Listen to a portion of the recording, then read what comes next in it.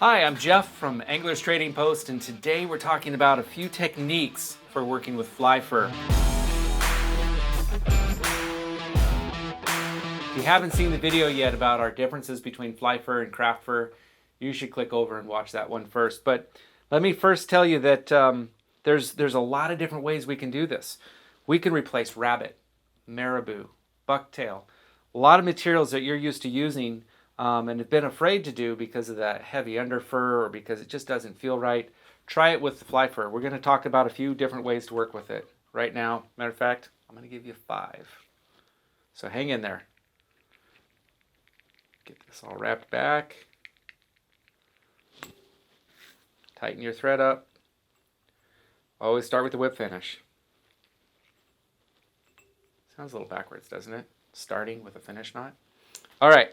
So, first things first, the tail. That's where we start, right? We always work from the back to the front. So we're going to start with a couple different techniques for just the tail that you can use in here. Now, I usually don't cut more than 1/4 of an inch wide strip, and then I kind of range between 1/4 inch and 1/2 inch, depending on what I'm doing for my tails. Now, if I just tie this in and I leave that underfur in, it's going to be a nice bushy. This would be a good way to tie in for woolly buggers, for example. But we're going to pull this out. We're going to do a nice lean, long, streamlined tail here. Grab in the middle, grab towards the front, really kind of get all the little long fibers underneath. Now, I can just set this on top. I can push this down through, but might as well practice learning how to tie it in and position it. So what I'm doing is I'm running up between my fingers. I come back down, still between my fingers and above. All right, I'm going to do that again, up and around, make a complete loop, and then I'm going to suck that right down so that it's sitting on top of that shank. And then I can move it back and forth a little bit. Kind of get that to the length and position I want. Make sure I keep holding that on top. Give it a little shake, just like that. Now I'm going to come in, I'm just going to tie in all those fibers. If you're looking for a really thin fly, you can certainly cut that off, but the more fiber I have to tie in on top of, the less likely it is to be able to be pulled out. This can be slick. So good, look at that. Tug on it, it's not going anywhere.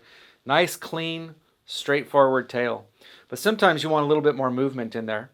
And so I'm going to come in front of that and with a little bit of purple, I think. I'm going to come in and I don't need much. Again, I do about 1/4 inch cut, about 1/2 inch long on this.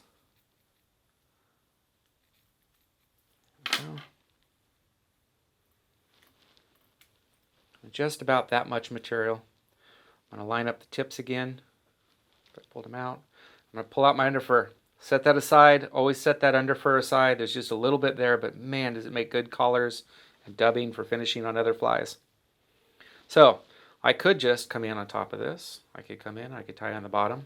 But what I'm going to do is I'm going to make a loop. I'm going to bring this around in a loop because that's going to allow me to flare it out a little bit more. This is going to cause more movement. And every technique that we use creates a different layer of movement. The more layers of movement we have, the more fish-like or lifelike we are. So I'm going to spread this out nice and sparse. It doesn't need to be heavy. You can see this. We're just going to veil it. Now, in this case, I want it to flare out a little bit more. So the more that I pull the tips through, the back ends there, the more it's going to flare. Give that a little spin. Tease that back out.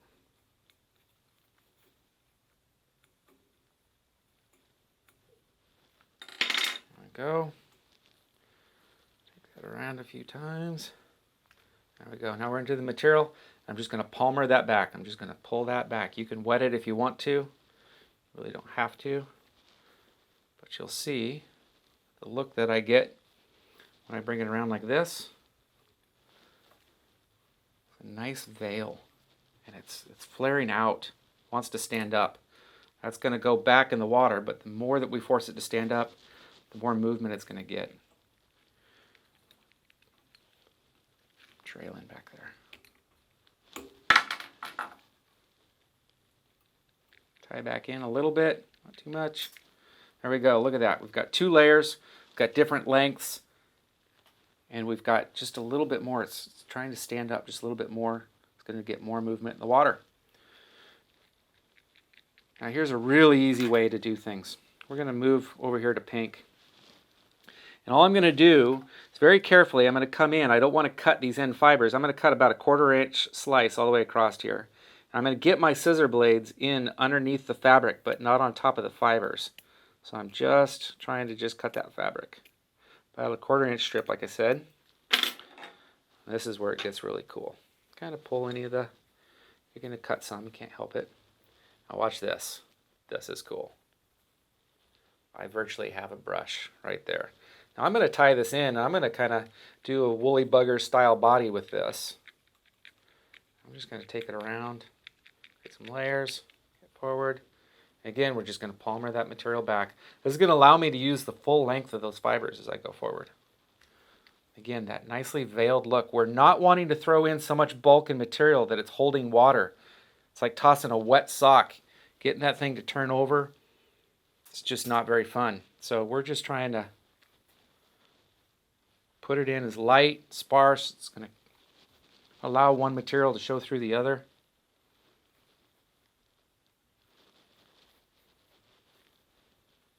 Like that. Look how easy that is. More layers, more movement.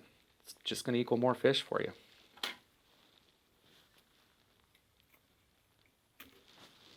Nice tough stuff. I don't really even have to tease that back out, but I will. Get that as many fibers as I can to stand out. So now we've got this nice layered fly. Look at that. Stab in and get a few more out. There we go. Just like that. All right. Now, the reason that I showed you tying up between the fingers is because we're going to do some wings. This is a fly I like to call the tornado target. Again, it's about a 1/4 inch by a 1/4 inch is all I want. I cut as close to the backing as I can. Just a small amount. Not looking for too much. I'm going to pull out that under fur. I'm going to set it aside. We got a purpose for that in a minute. Now, nice and close to the ends. I'm going to come up between my fingers. Back down, back up between the fingers, back down. Cinch it down into position. And now I'm going to go between my fingers now, around the shank, between my fingers. I'm just going to let it hold there. Now I can pull it back and forth, and I want to pull it so that I get as much of the length out of that as I can. I don't know if you can see that, but I'm holding that at like a 45 degree. I want them to go out and work as runners on the side of my fly. And I'm just going to tie as much of that material in as I can. We're going to go over the top of all that. It doesn't have to be pretty. And we're going to do that a couple of times. We're going to make the wings.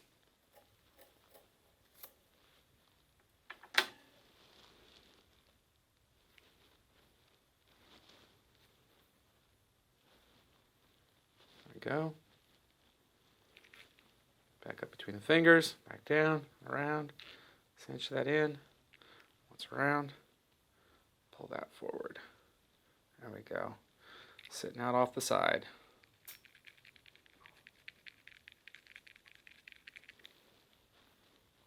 See that? How those just run out to the sides? All right, now we're going to throw in what I like to call the beard. This is the bottom. Sometimes you can use a different color. Sometimes you can use the same colors. I'm going to switch on over to purple for this one. And I do a little bit more. Instead of a 1/4 inch by a 1/4 inch, I do about a 1/4 inch by a 1/2 inch. Just a little bit heavier. Again, pull out that little bit under fur there. This is going to give me just a little bit more fibers. Make sure I'm on the underside. There we go. Same technique. I'm just going to come up between the fingers. Back down. Pull it so those tips are there. Just tie that in. Nice thing about this fly is it's just so versatile. However many colors you want to get in there. Beard's going to give that variation. It could be a belly of a bait fish. It could be the underside of a prawn or a crawdad. These could be claws. It imitates so much fish food in one pattern. So now for the last part and the finished part. Notice I'm about 25% back on my shank. Don't ever forget, that's where you want to end and start for most of your materials. If I wanted to have dumbbells or a cone there, that would be very important. What we're going to do is we're going to do a finished collar here. And you could weave this collar through some dumbbells if you wanted to, or you could just do it as a collar up behind a cone. You don't have to weight it. Get some of that back out of there.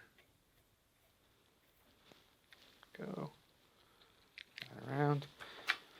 Also, before you start grabbing your material and whatnot, you're going to want to hang that in. Make sure they're not spinning. Now, all this underfur that I've saved, I'm going to grab about half of each. I'm going to go with black and purple. Pull that apart. I'm just going to come out and I'm going to grab the tips and pull. Grab the tips and pull. So just going to blend it, as well as it's going to line them all up. That way when I stick them in my loop here, I can center it really well. So into the loop. Just spread it out a little, just like this. Just kind of pinch and push my fingers like that. There we go. I'm going to spin that up. And again, if I want a really tight head, I just take it around like this. I want this to flare out a little bit more, so I'm going to get in, I'm going to tease that back out.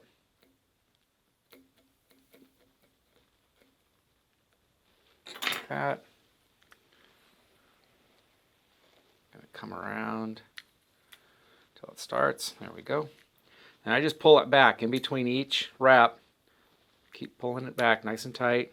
Kind of give a little twist. Kind of roll it between your fingers as you come forward. Like that.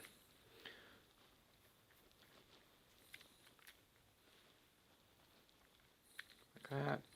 Always spin around your loop before you tie in. It really helps lock it off. Back in a little. Create that nice little finish cone that we like.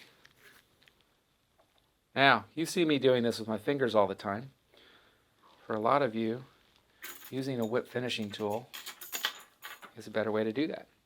Gives you nice precision control, allows you to just nicely turn that in. How easy that is. There we go. Either way you like to do it, it's going to catch more fish. Look at those layers, look at that movement.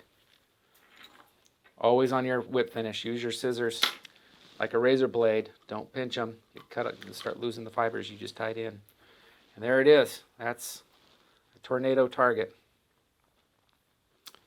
Hope it was helpful and gave you some ideas to create some of your own flies and go get some big fish. We'll see you next time at Anglers Trading Post. Thanks for watching.